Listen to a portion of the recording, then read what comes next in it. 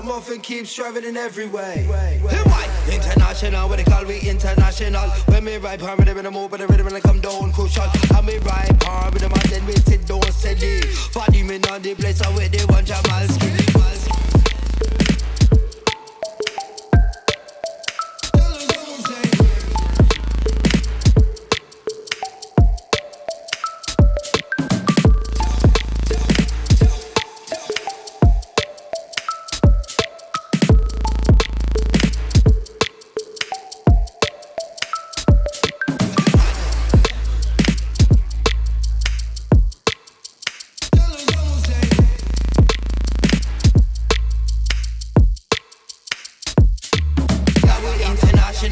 We are the general. We sit up on the rhythm and over the mic incredible. And we ride palm rhythm in the move, but the rhythm I sit down steady. Every ragamuffin you do, I feel rock and follow it.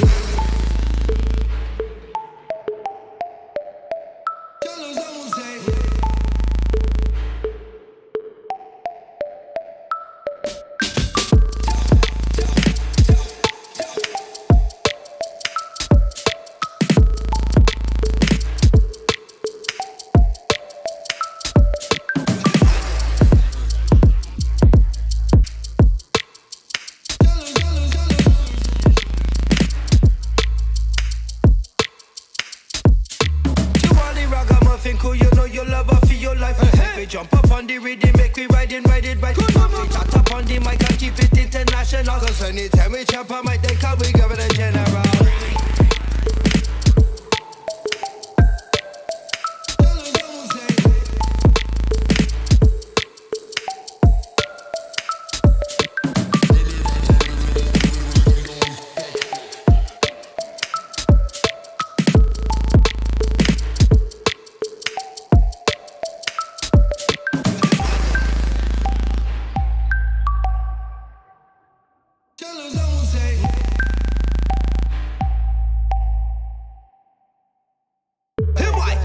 International, what they call we international. When me ride palm rhythm in the move, but the rhythm and I come down crucial. And me ride palm rhythm and then we sit down steady. Body me on the place, I with the one Jamalski.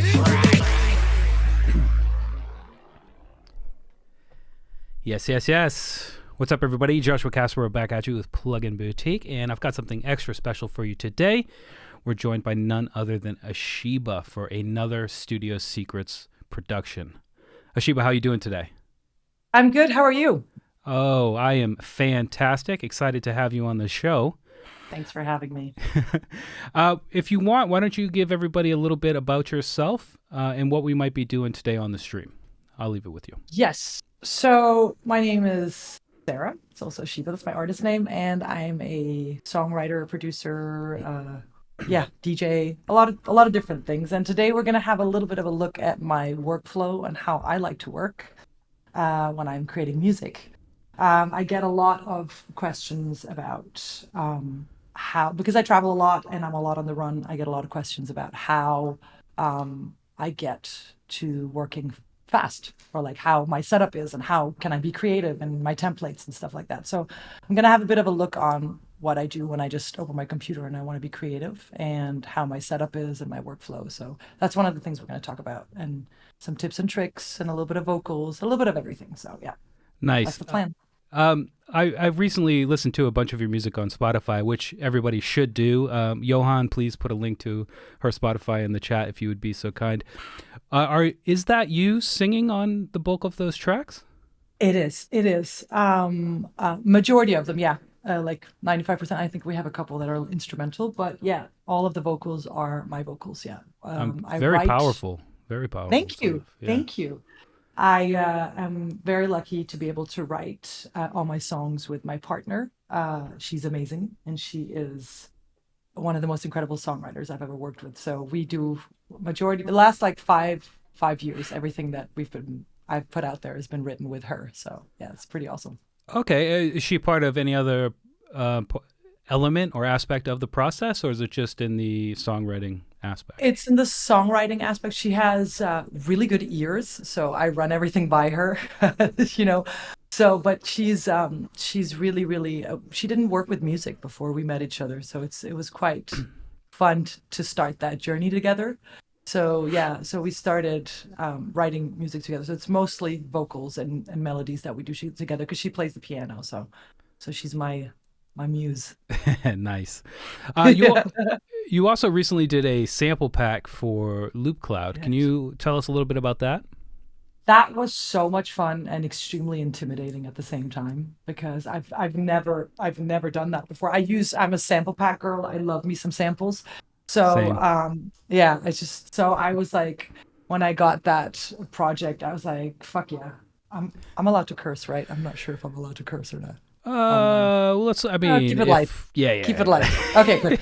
So I thought it was a lot of fun to start working on that project because I'd never done that before. And what it really helped me do is to get organized about how I actually work. I think that when you I have a lot of different ways of working, but this helped me kind of get organized with how I like to work and what I like to do. So it was so much fun. I worked a lot specifically on those vocals and vocal chops, which is one of the things that I love to do a lot. So that was one of the main focuses of the sample pack. But it was so much fun. It was really, really, really a lot of fun. So people will be able to find Ashibah vocals in that pack. What sort Yes. of genre, not to pigeonhole it by any means, obviously you can use any sample for any genre, but what sort of styles or, yeah, I'm blanking on the other thing, but what sort of styles can people expect from the Ashibah sample pack? I think it's a mixture of like house and a little bit of melodic house. Those are the two things that I love to do. I like to make emotional music you can dance to. That's Yeah. kind of how what I call it. I don't know if it has a genre, but I think that that's one of the things that really categorizes what I do is that I like to like get you dancing and uplifted, but have a little bit of an emotional aspect in the chord progression and so on. So Is it fair to say that that's the type of music you make is right in line with the sample pack itself? I would say yes, definitely. Fantastic. Yeah. So I know people are excited to get in and get some of these studio secrets. So what I'm going to do is flip over to your desktop now, Excellent. and hopefully it shows up. There it is. Perfect. Where are we going to start today? We are going to start. So I've have a little bit of a plan for us, so Okay. we can be strategic. I'm going to start by showing you. Is my desktop showing now? It sure So you is. can Yep. see what I'm doing. Yeah, all this stuff right here is just because for my sanity. It's Yeah. because I've done this. This is kind of the template that I've created in my Ableton. So every time I open, that's what I see, and that's how I work. And then further down here, we have a project that it's my latest release that came out last week with an incredible producer from Copenhagen called Rune Rask. So we did this collab. So we're going to go through that one later. Nice. But I wanted to kind of start by showing you kind of what happens when I turn on my Ableton and what I do. All right. That's the plan. I'm a big fan of the Loop Cloud app. I think it's really, really, really great tool to get creative fast. And I usually use it to kind of trigger, like to create a nice beat, nice flow going. And then I try to play around with some of my bass lines and yeah, everything else in Ableton afterwards. So, for example, like I'm really in love with the new sample pack that I really hope I say her name right. Yulia Nico? Is that how you say Yulia Nico. Yulia. Okay, it's like Julia but with a Y. Exactly. Okay, I think she did an amazing job on the latest sample pack. So I've been really enjoying playing with that one. So I was like, I usually go in. Let's just keep it nice and simple. Create a nice little, good flow going. It's a little loud. Is it too loud on your end or is it good? Seems all right to me. It seems all right to you. Good. And then I'll go, oh shit. See, this is what happens when you're nervous. You start fucking up. It's all right. Just so everybody knows, this is the first live stream I ever do. So if I mess up a little bit, it's because I'm kind of nervous. So yeah, I think we're all good. You're all good. So yeah, I love that you can just kind of get a little flow going. Sometimes I like to use some of these. I think some of these templates that they have here are super, super, super nice. Let's try it. I was a little too busy.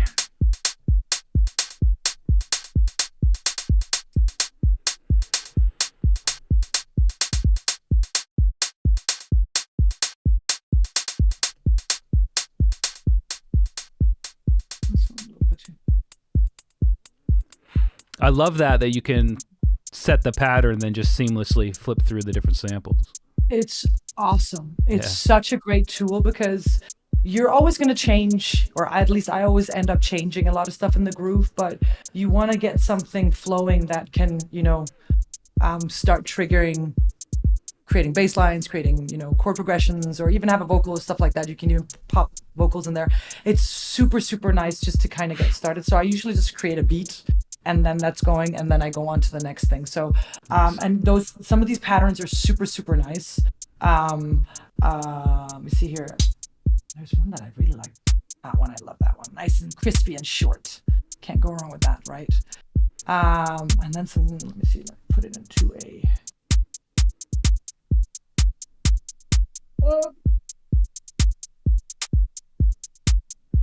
we could do something like that.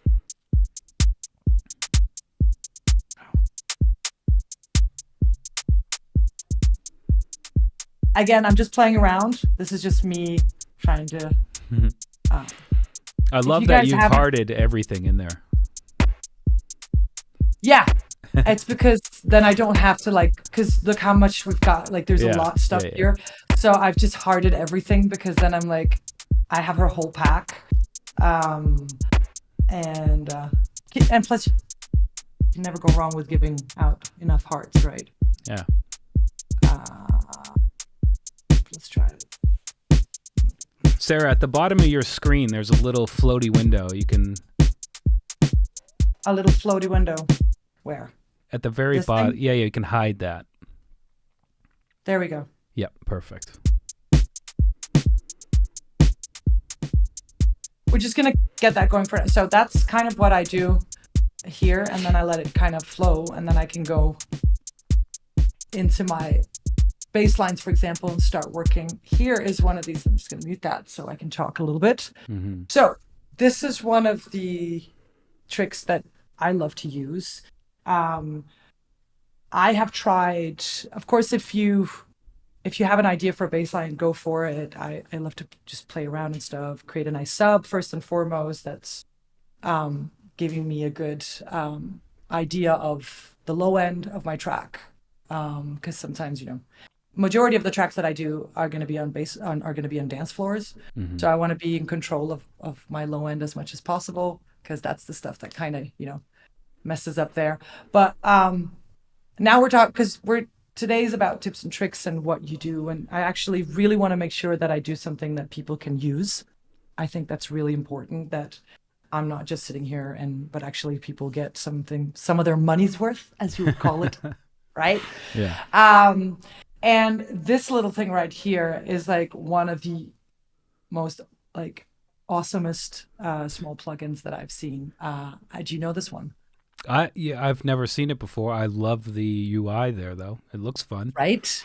And when you press it, his face changes. It's really fun. You'll see. Okay. So this is this is like a MIDI note sequence randomizer that a really good friend of mine, Mr. Jean Bacaheza, who's an incredible teacher, he taught me everything I know, showed me, because he loves to find all kinds of stuff. So we found this one on a masterclass, and it really helps if you're stuck in a situation where you don't really know how to get that bass line really tight, or you're running out of ideas and you've tried a lot of different things or stuff like that. I use this one on bass lines sometimes. I use it also on my vocal chops. All my vocal chops, and a lot of that have been triggered by this little Satan right there. So yeah, it does look a little creepy, doesn't it? I love it, though. I love it. Yeah. And so you can use it with your bass lines, you can use it with your percussion, you can use it with your drums, you can use it with a lot of different stuff. So it's nice to kind of trigger creativity if you're stuck. not only stuck, but if you just, you know, on your way going somewhere and you want, you know, to just get into it fast. So we're going to try to get into it fast. I usually, in my template, where is my mouse? What's over there? A second, let me find my mouse. There we go. In my template, just to go back a bit, I have my little loop cloud PlayStation, as I call it, at the top. I have my kick, my drum groups ready. Already, one thing that I love to do is to have my my plugins, my audio, what's it called? Plugins ready to, if I want to do some automation or anything. So it's just easy to go to. And here on my bass line. All right, so I usually like to use the Jupiter or Serum, which I know a lot of people like to use. The V3 is also one that I enjoy using. Those are kind of my three go-tos when I'm not sitting with something analog. I do recommend, really highly recommend the Novation Peak, which also there's a Novation Summit, a bigger one. The Peak is the desktop one. The Summit one is the big I don't know how to say that, but you know what I mean, the big one. So, and it have you tried the Novation Peak? I unfortunately have not. Okay, it's a really great synth. It's not super expensive, which is nice because sometimes you feel like you're gonna have to sell your car and your house to be able to buy one. Yeah, but it's actually, the Peak one is actually, I don't know how much it is in dollars, but it's a really nice one. It's a polyphonic synth. It's great for bass lines. It's incredible for bass lines. It's incredible for, it has a really beautiful, crispy, authentic sound. It also has great leads, really nice presets, but also a lot of space for you to work with, which I think sometimes, and it's not super complex. My issue with synths is, and I actually have some synths that I've never used. I just think they're pretty. I gather them instead of, like, you know, some people buy art. I actually just buy synths because I think they're pretty. So, they're both quite pricey if you start getting the really priced pieces. But it's a good investment, right? Because you know, just like art, as far as I know, if you buy a good like synth, you can sell that at some point and just retire some of them. So I really enjoyed the Novation Peak because it has, it's easy to use. Because some of these synths, when you buy them, you end up spending way too much time on programming or finding sounds or playing, and I think that what they managed to do with Innovation Peak is that they made it like super easy to work. Nice. It's just really user friendly. It's got really nice effects directly on it, and the filter's super nice on there. There's a lot of things on it that are really nice. So if you're creating any kinds or forms of electronic music, I think that it works for any genre in there. It's beautiful. It's pretty much like say 70% of the music I've released the last 5 years. 5 years is probably made, no less, 4 years is made on that one. All right, give or take. Noted. So yes, and they're not sponsoring me or anything. I'm just saying this because I like it. So maybe they will after this. Yeah. Hey, Novation, hit us up. Yeah, hit us up. Give me some more of that good stuff. So yeah, so but when I'm using my VSTs for my bass lines, I like to use a good old classic Jupiter, which is a nice one. I love that one. Or a Serum I use for bass lines. So yeah. So let me show you how this little Sting guy works. All right. All right. So turn it on. Here. Sure, I have everything else muted, or else we're gonna have a little. So,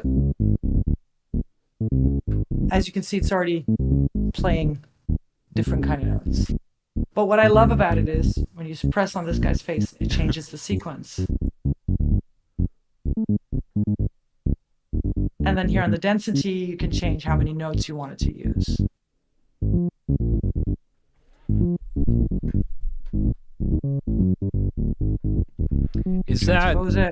Are you keeping it in a single key, or how does that work? Yes, I am actually.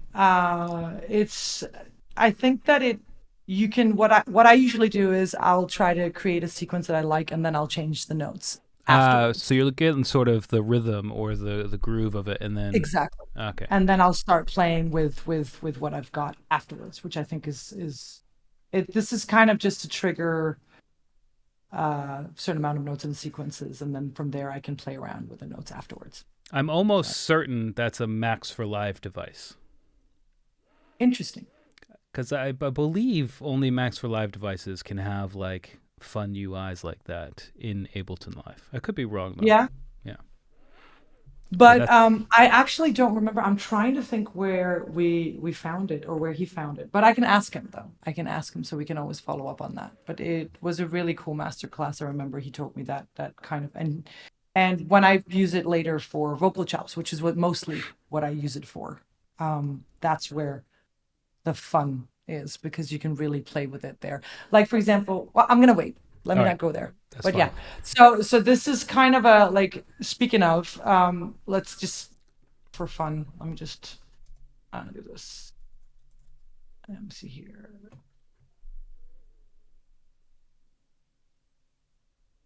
One second, I'm just gonna group it up.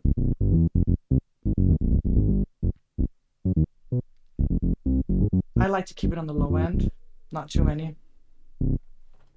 So, because then you don't have to, like, then you don't have too much to work with.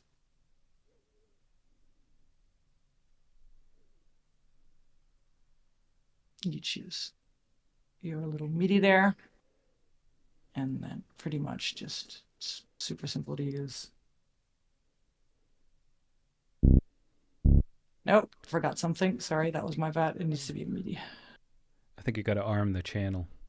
Yeah, that's right. That's what I forgot.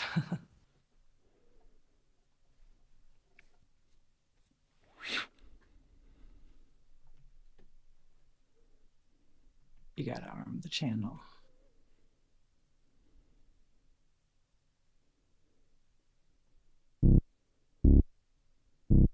Again, this is not a sequence that but then you can, from there, you can use that on your leads, you can use that on your bass lines, you can play around with it from there. And yeah, and I think this is such a nice tool, especially if you're playing around with a, yeah, if you want. And then usually what I do is, of course, I'll have the drums going in the background. So you have like a, and then you can just, play around.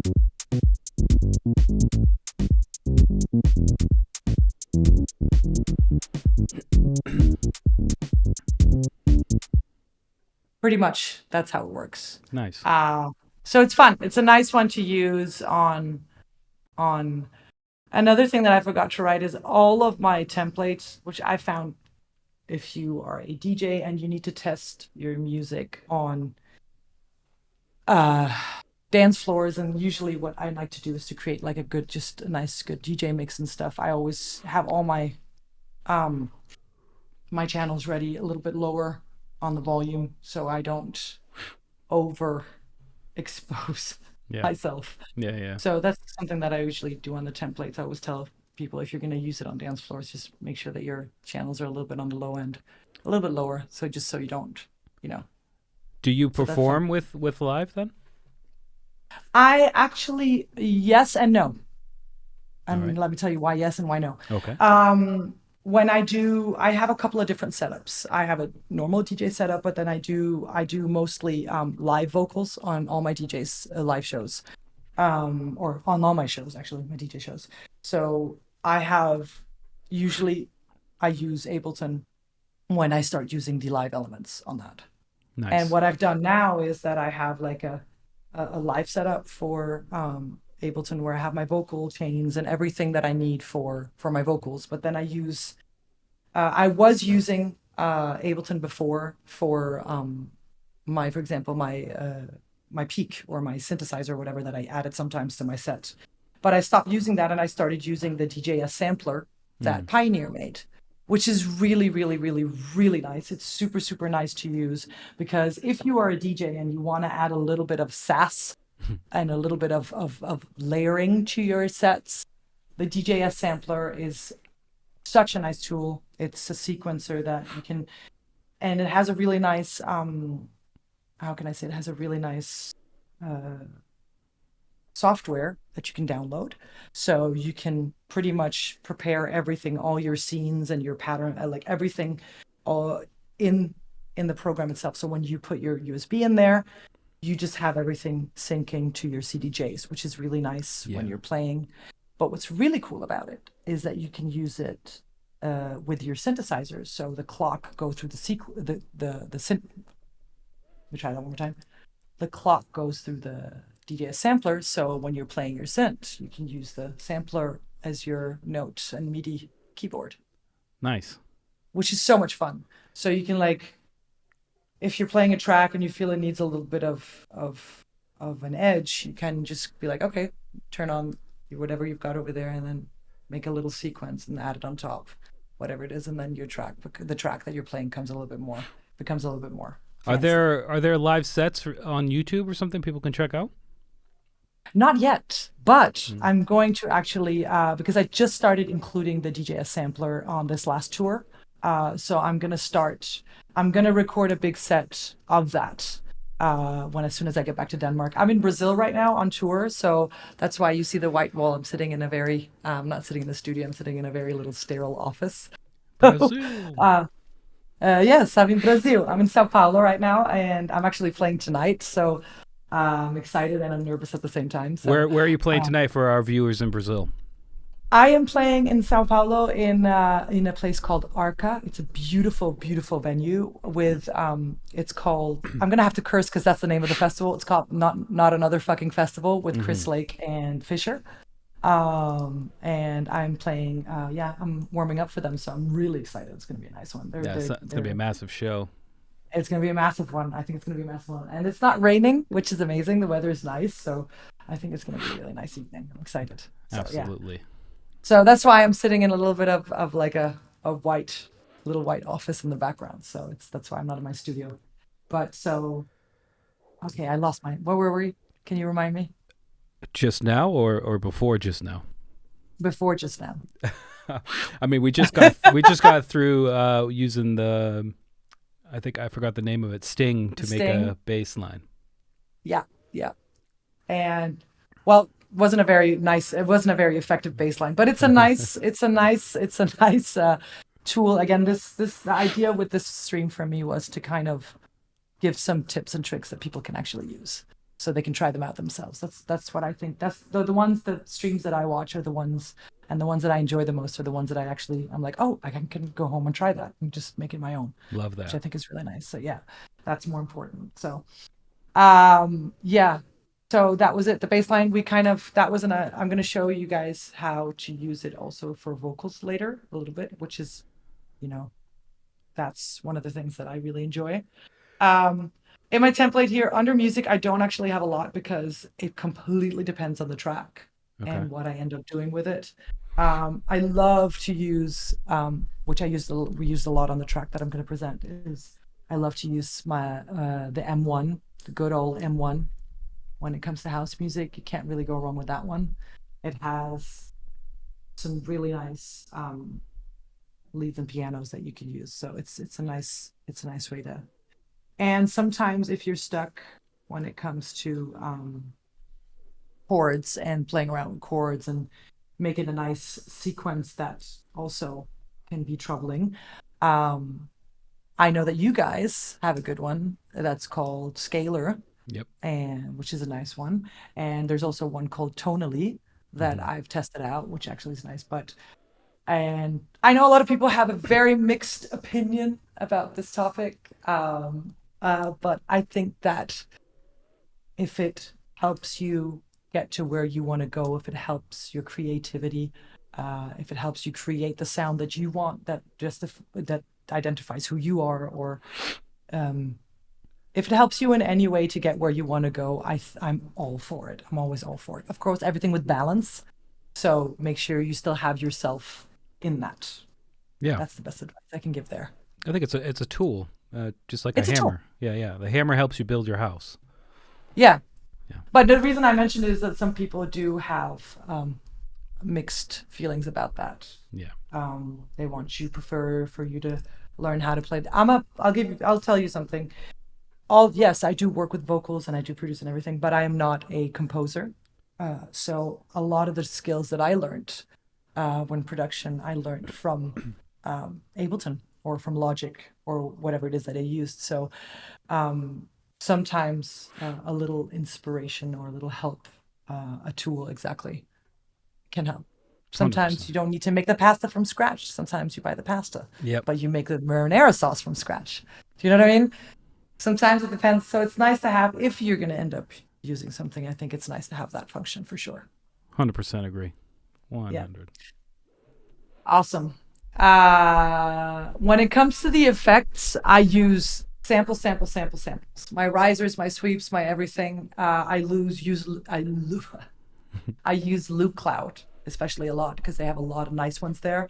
I'm not gonna sit and I don't feel like that's where I should use my energy. I use my energy on a lot of other stuff. So my word of advice is always, use samples on that because there's so many amazing samples out there, and there's some of them that are made on that are made in a way that I would never be able to make them myself because it's a real drummer or it's actually a person that knows what they're doing. So it's actually quite nice to use. So a lot of them I use actually on Loop Cloud or the sample packs that I've gathered over the years. I have a nice big fat folder full of my favorite samples that I use. Same. 100%. I mean, it's like, right? How many different ways can you build or make a white noise riser? Yeah. Right. Yeah. You're completely preaching to the choir. I totally agree. And then you can tweak and twerk it the way that you want it. If you have like a nice snare fill, you can cut it up and chop it or do whatever you want. But exactly, there's sometimes you don't have to make the whole meal from scratch. You can also save yourself some time and focus on what. That's the number one. I always, when I speak to people, the number one advice I can say is you have a certain amount of gas in the tank. Use the gas on the stuff that you actually feel is relevant to you, to the song, to what you're creating. That's number one. So this is maybe not where you should be using your gasolina, as we would say in Brazil. Another helpful tip that I might throw out there, if you don't mind, is please do share the wisdom. If you want to stay away from using an explosion from a sample library, is take a day just to make explosions. You're going to learn a lot about different synths and processing and sound design, and then you'll have your own essentially sample pack of explosions that you custom made. But like if you're in the middle of a creative moment, you definitely don't want to be slowing down to make, put a fat reverb on a kick to make an explosion. Like just keep going with the creativity while you can. That's what I would say. I couldn't agree more. It's funny you should say that. Take a day. I have a day right now. It used to be every week, but now it's every 2 weeks because I don't always have the time, where I call it research day. And it's literally just a day that I spend listening to new software or like researching new software, listening to new preset sample packs, what's out there that people are sharing right now, new tunes, new stuff like that, new tutorials, all kinds of stuff. I just take a whole day where I just gather information and make a little folder. And then some of it I end up using and some of it, it's just, in the back catalog and I might use it one day, but you can never get enough knowledge. 100%. Right? Yeah, so, absolutely.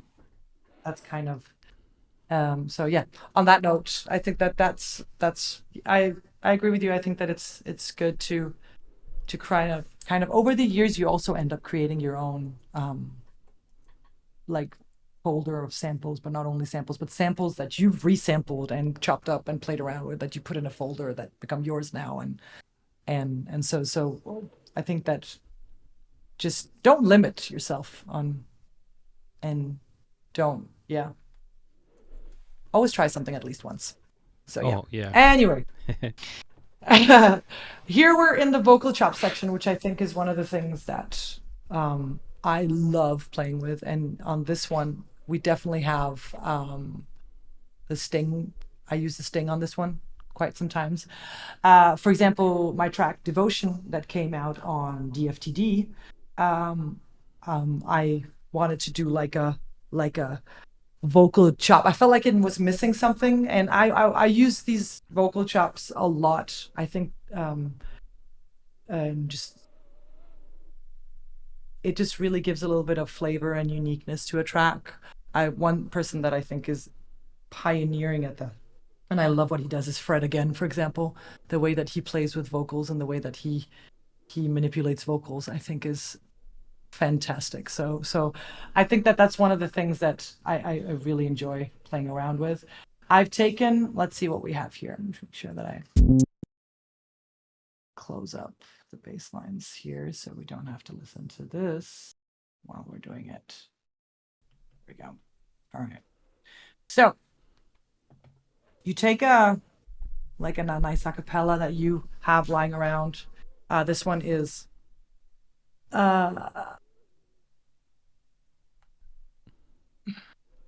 can't hear that for some reason. Can you? I can't hear that either. Okay. Why is that not playing?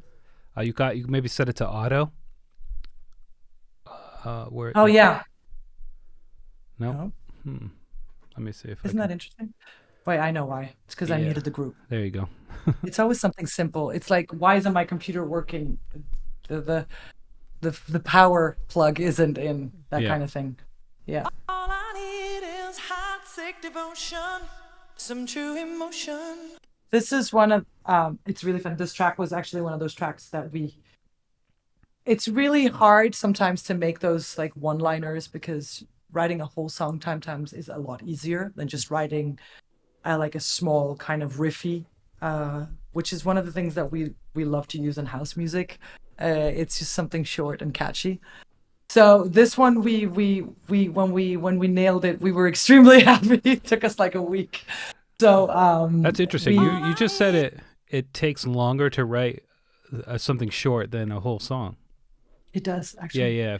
I guess, yeah. I can sometimes, like when we've had sessions and top line sessions, and I think when you have a full song, I think you have a story and you have like a flexibility to write and to develop your melodies, because you kind of have it's like it's like when you're running a marathon, you have a little bit of time to kind of get the momentum going, but when you're running a sprint, you just gotta get to from 1 to 100 really quickly. And I think that sometimes it's actually a lot more difficult to write a two-liner or a one-liner. For example, one of my the one that I think it was Steve Lacy that wrote Phil Calvin Harris on, or his name is Love Regenerator, I think. The one, I can't live without your love, which is just like a nice, simple one-liner, which I love that one. It's such a nice one, but it's really short, catchy, and it's not, if you think about it, it's not complex at all, but sometimes the things that are simple are actually the hardest to make. Yeah, I mean, it seems easy once you find it. Yeah. But getting to, 100% agree with you now that I'm thinking about it critically. You know, you hear it and you're just like, that is simple. But I could have written that in 2 minutes. Yeah, 100%. Like, but then do it. Go ahead and do it. That's the thing. When people say that to me, I'm like, I give them that kind of, the resting bitch face, and I'm kind of like, I'd like to see you try. Yeah. Because it's not as easy as it looks. It's really not. Yeah. And Devotion, for example, we spent a bunch of time writing different top lines, and I think I remember actually when I was cooking and we were having a break, and we were just looping it in the studio, because we had a studio at home at that time, and then all of a sudden my wife goes da da da, and I was like, stop. And then I walked in, and then some tune, like it just kind of and then it's exactly when you make it, you're like, oh, okay, but it took us a while to get to that. So sometimes it just takes a fucking long time, and you just gotta, if you're not feeling that it's if it's not there, and you still, like, a part of you is not feeling that it's 100% there, it's probably not. So yeah. Anyway, we'll go back to the vocal here. All right. So here, for example, I just used this one because I thought it was, maybe some people know this one. It's a little bit easier to use that one. So what we do here is we go in on it, select it all, and Command U to kind of get those markers. Is that going. for transients then? Yes. Mhm. And then, oh, it's been a while since I did this. What do I usually do? Hold on 1 second. Oh, now I remember. Add a MIDI. Actually, yes. And then I take the thing. Where is this thing? There it is. Put it on the channel. I don't think it's a MIDI effect. I don't think it's going to go on the audio. No, I also put it on the wrong one. 1 second. Why is it not working with me here? Would you not put the audio into the sampler right there? No, I would not. Oh, now I remember what I did wrong. See, this is why I have a table of contents, because I knew I was going to forget something. Gotta slice it up. There we go.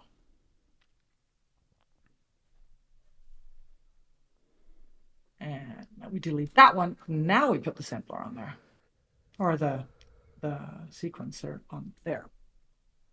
Here we go. Delete this one.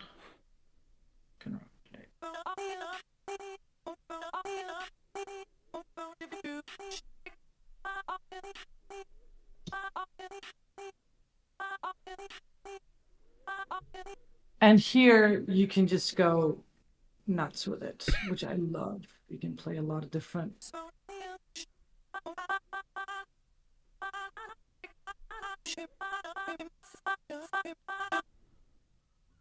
And that's actually how I came up with some of those. Pretty much the entire sample pack that I did for Loop Cloud.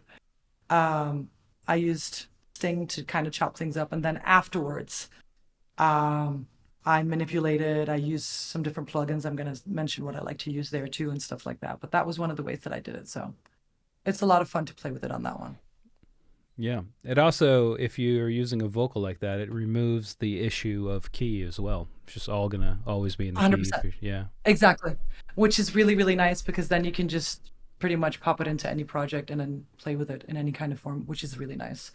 I think that it depends on what you can do this a lot of different ways. Some people use the sampler, some people, I like to, because majority of the tracks that I do have some kind of layer or two underneath of some kind of vocal chops. It's just really low in the mix, but kind of gives you a little bit of flavor. And I do that on pretty much every single track that I've done. Nice.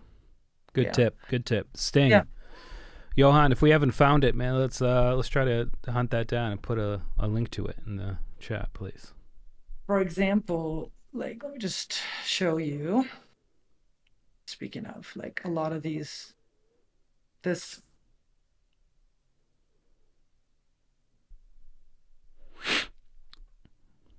We are not hearing those previews. Oh, you're not hearing that. Okay, sorry. Maybe that's why I didn't get a reaction from you. I was expecting a lot more. No, I'm just kidding. I'm sorry. I think maybe you got it's like the way you have it performance set up for auditioning. Yeah. Let me just insert a little audio here. But for example, here, this one, for example, is it this one? I think here. I'll just delete this. Is this from the sample pack? This is from the sample pack, for example. Can have something like that lying there. I created that, for example, on the Sting. This is also a nice one.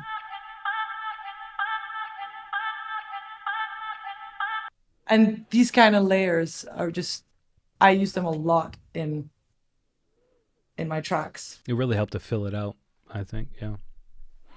Do you think you use them more as filler in the background, or more of a lead feature for a drop or something like that? No, more of a filler. These are kind of I would call these effects. I would call these more of an effect. Yeah. Usually if I'm going to do a one-liner or something like that, I end up doing a real one-liner and then before a drop or something like that. I use them for ambience. I use them for I could use it in a break, definitely, to give some dynamics and to give a little bit of a a vocal lightness feel that really helps. Sometimes when you have like a nice tech house or a house break, you need something that keeps you interested. And Ear usually candy. that kind ear candy, that's the right word. Ear candy is the right word. And this kind of stuff is quite nice ear candy for me, at least. I like that. So Nice. How many of those are in the sample pack? It looks like quite a beefy folder there.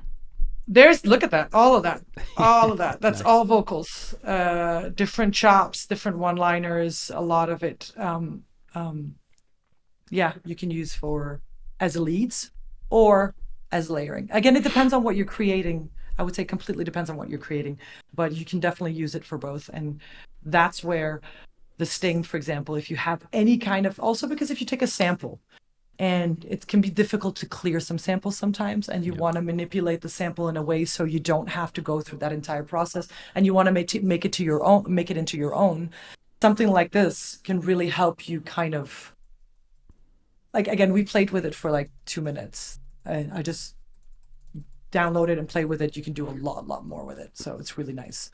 So you can change the length, you can change the density, everything you can change. So it's a nice little element to add to your, like, also because we can sometimes in electronic music we can be a little bit vocal scared, I call it, when we don't want too much vocal, but we want a little bit there. Yeah. So that's where sometimes these kind of chops and loops and things that you can manipulate in that way. Do you ever make instrumental music? Or, in what sense? like, I mean, without the vocals? Oh, instrumental yes, I do actually. Yes. Yeah. Yes, I thought you meant like creating instruments. I'm like, no, I'm not that. Yes, I do actually I do, and I'm starting to do a lot more with other artists. I'm enjoying working with a couple of different vocalists right now, which I really love, because I'm doing my first album as we speak. Nice. And that's going to have other and that's going to be all kinds of electronic music. So from some of it's a little bit drum and bass, and some of it's like it's mixed. Yeah, I'm trying to. When can people expect that? Hopefully, if everything goes as planned, by the end of the year, if not the beginning of next year. Right. I'm launching my own label in a month, where I will be releasing some of my own tunes there. Nice. And where can people follow you on socials to stay up to date when the tracks do come out? Instagram, SoundCloud. Those are two platforms I use a lot. Instagram and SoundCloud. I think those Just are the at ones that you'll- Ashibah? You were lucky enough to get Ashibah?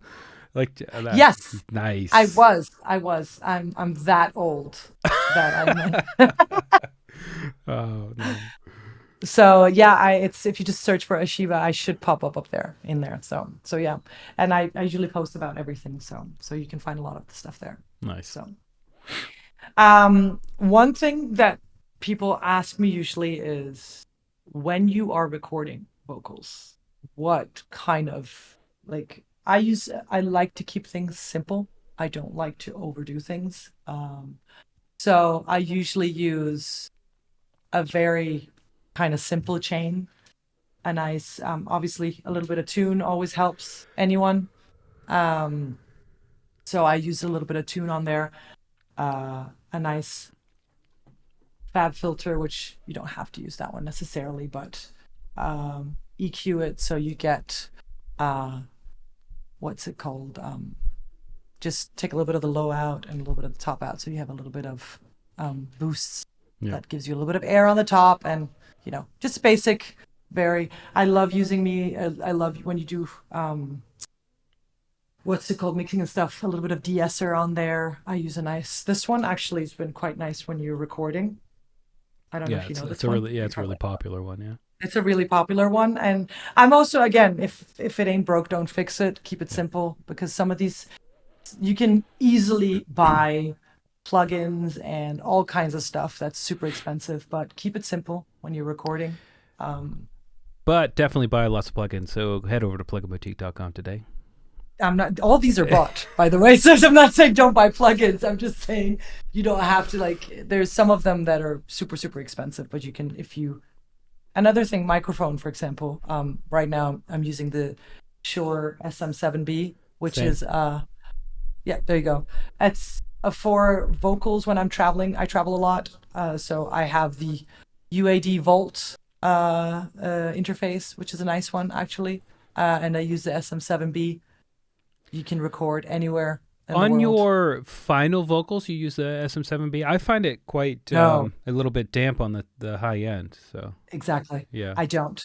I do my demo vocals on the SM7B, there you go. and Yeah. if they like it, and they're like, we love it, I do my vocal recording on a nicer mic. I do say you can, just like with any other gear, you can buy yourself pretty much poor in gear.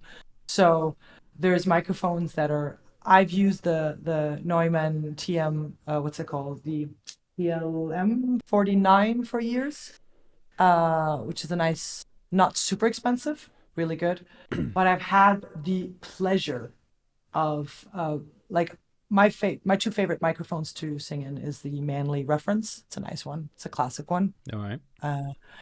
And the Tilifunk, the big juicy one. I've tried those too. Those are fun. But you don't need to use that much money for a microphone, I would say. Yeah.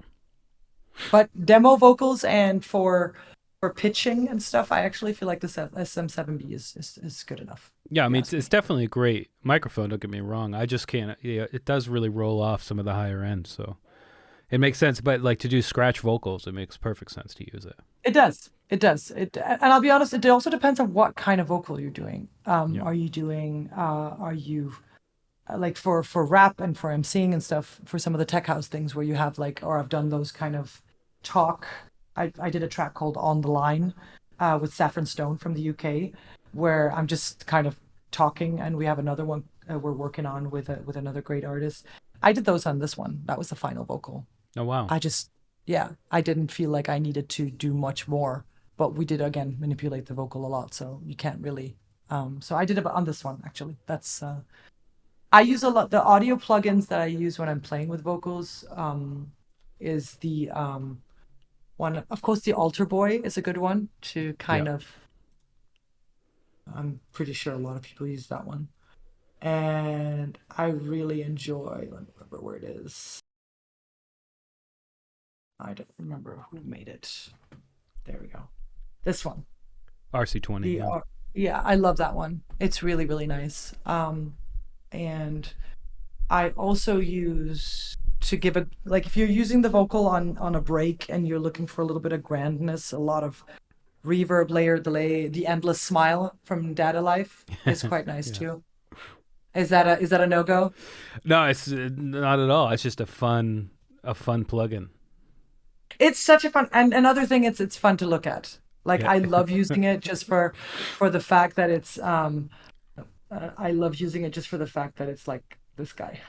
It's so cute. Yeah, it's So wonderful. yeah, so I use that on breaks, on long breaks if you have if you want to like, yeah, if you want to give a little bit of space and dynamic and drama. I use it for drama. I think that's the right word. Yeah. Yeah. Yeah. Yeah. So yeah, and a little bit of medium reverb to give it a little bit of nice yumminess. That's pretty much. Which I use reverb the is that? Valhalla. I can't see. That's the Valhalla Yeah. one, which is a nice, good, and classic one. But I think there's a lot of ones depending if you. Just so you know, I've worked in Logic when it came to vocals for many, many years because Ableton didn't have comping and all of that and wasn't super vocal friendly. Yeah. So I used Logic for many years, but I feel like after they did that, I'm trying to move everything over to Ableton, but it's really hard to teach an old dog new tricks. Yeah. So I do record my vocals at the moment still in Logic and sometimes in Ableton, depending if I'm being brave. So, Yeah. I get it. so yeah. So that's why, yeah, that's pretty much kind of the completely simple setup that I do have, that I use. And I can see that we're almost out of time. Or do we have? how's Got a it little bit going? of time if you want to show us some bits about this track. I'm excited to hear Yeah, it. this track is called Feed Your Soul. We used a nice, this is actually not an original vocal. We used a a sample, actually, funny enough, a sample pack vocal from Tool Room, a nice, good classic one. They have some nice sample packs. So this one, just to give you an idea,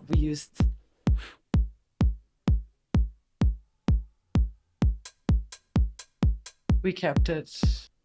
Oh, it's looping. Hold on 1 second.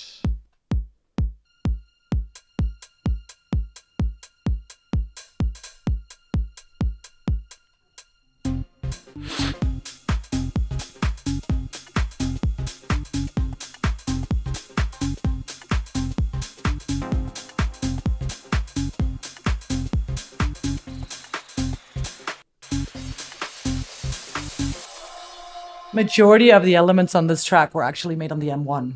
The bass line actually Rune made, he has a Moog 1, and I wasn't going to start arguing with him about where we made the bass line. So he has, again, I don't know if you call it Moog or Moog. There are lots of different... It's Moog. I've had it Moog. is Moog. I've had Moog on stream, and they've been very definitive about it.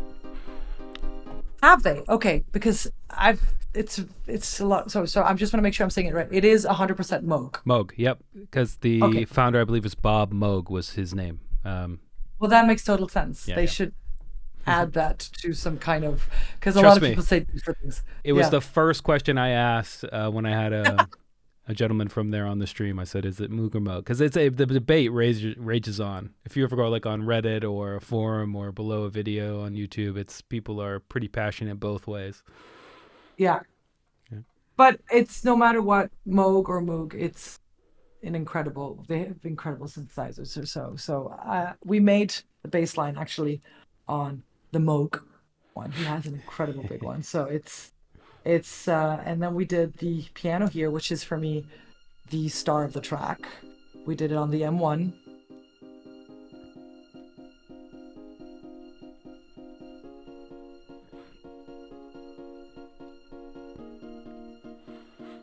I added a little bit of a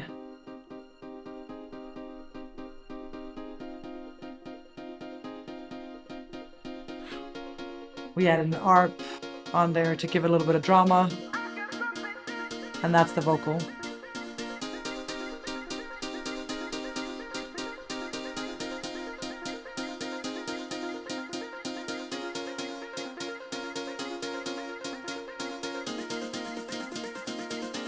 Here are all my effects, as I was saying.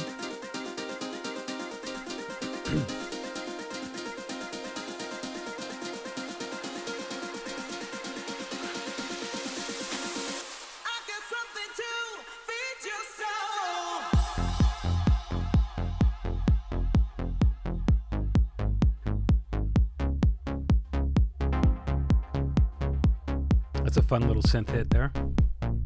Yeah. That is a serum. I used a serum on that one. I felt like it needed some kind of a call and response after the drop and with the vocal. I love, especially with house and tech house and stuff, the whole call and response concept is super, super important. Yeah. So I do love to do that. I usually use that. That's what I use sometimes my vocal chops too. Also, I didn't mention that, but that works really well if you have like a drop and where you have a vocal that you have like some kind of stab or a plug that kind of gives you that call and response, and that's something that really resonates really well on the dance floor.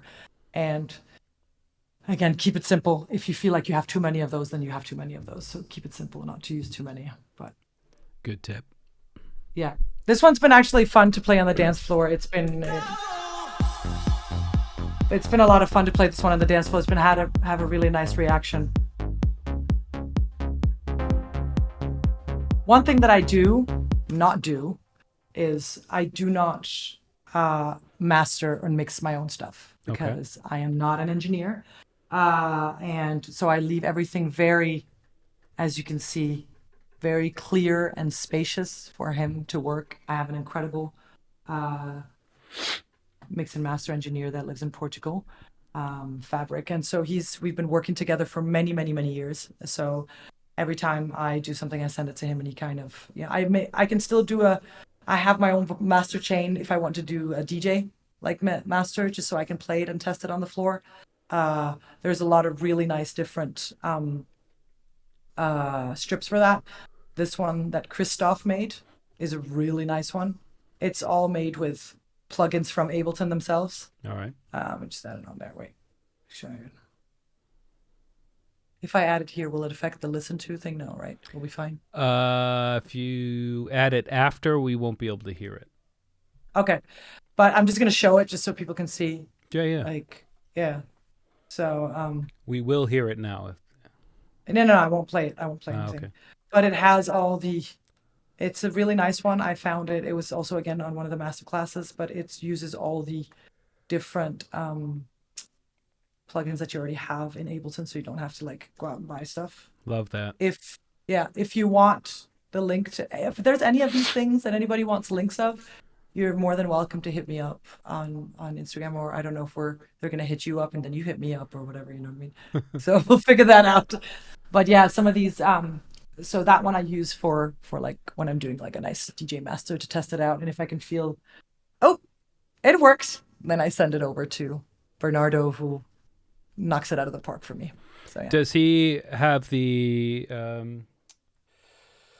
well, can he add things or take away things, or is his job strictly to balance and deal with frequencies? Strictly to balance and deal with frequencies. Gotcha.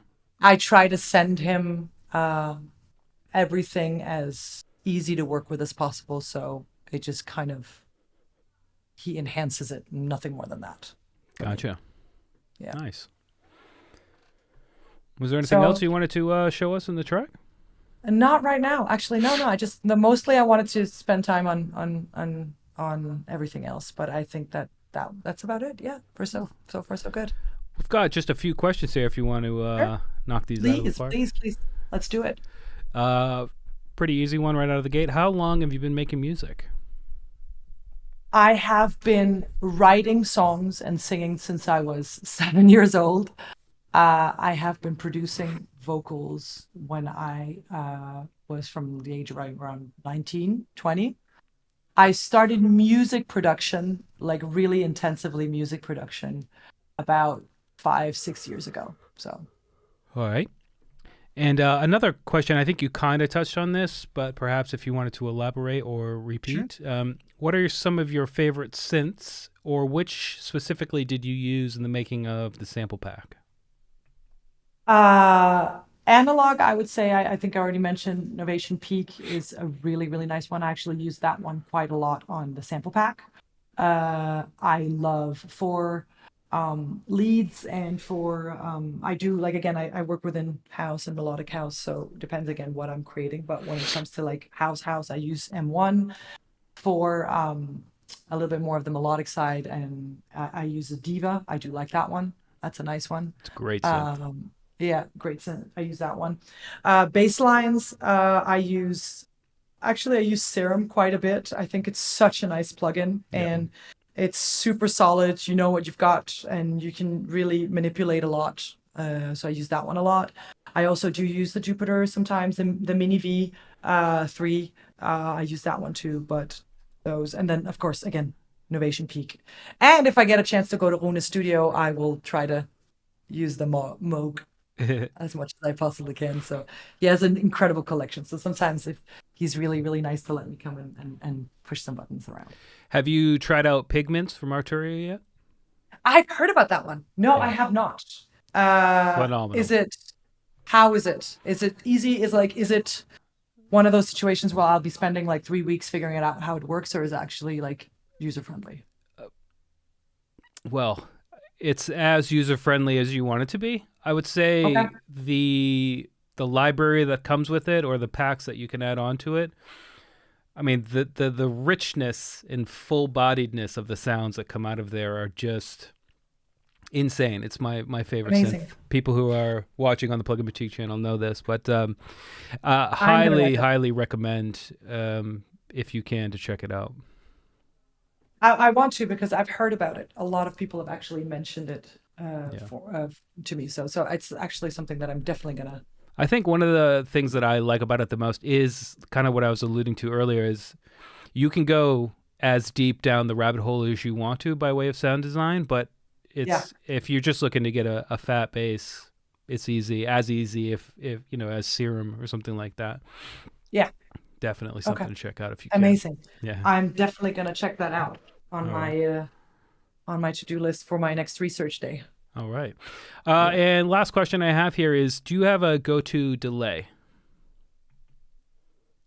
Do I what? I'm sorry, I didn't hear that. A go-to delay plugin. Oh, go-to delay. Actually, yes. I would probably say I also do use Valhalla once in a while, but actually like the Arturia one. Do I remember what it's called? No, of course I don't. That's all right. The Delay Eternity. I use that one. The Eternity Delay. There you go. No, sorry, the tape one is nicer. Sorry. Tape one. They're both good. All right.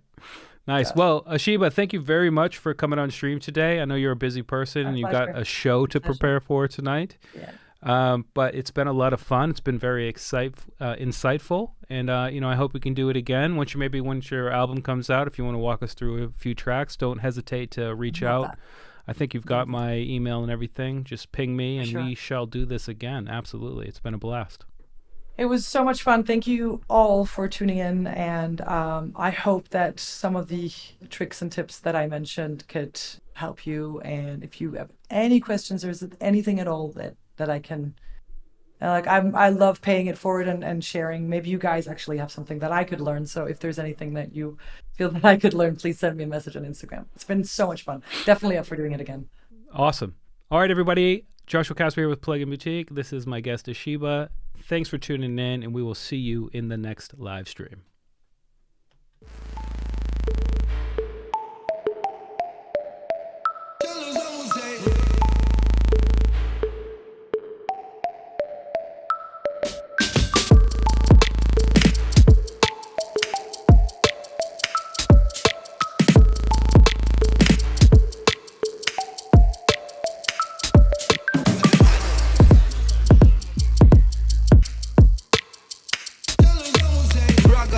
Keep on rising to the top. Ragamuffin keeps striving.